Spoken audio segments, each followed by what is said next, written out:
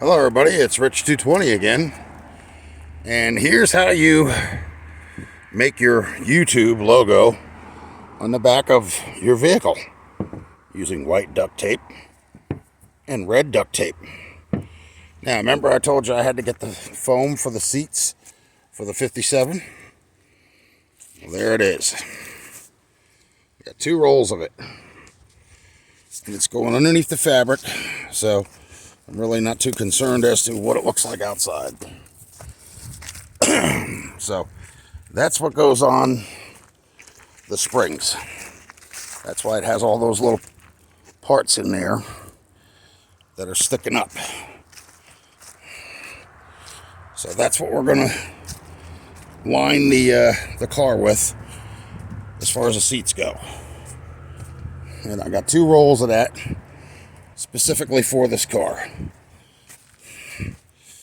All right, that's a short. I just figured I'd let you guys in on what I'm doing here. And there's the grill. So, it feels like it's going to snow out here. So, yeah, I think we're going to call it quits for now. It's freaking cold out here. It feels like winter. All right, folks, like and subscribe. Leave a comment down below and ring the bell for post notifications.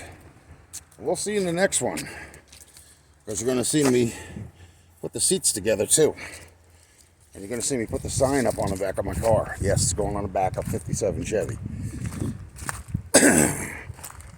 along with a couple of stickers. I have one that's on the way up here to me, and I'm not going to tell anybody who it is until I get it. All right, everybody. Have a good day. Like and subscribe. Leave a comment down below. And hit the bell for post notifications. What is that? Okay. And we'll see you in the next one. Bye.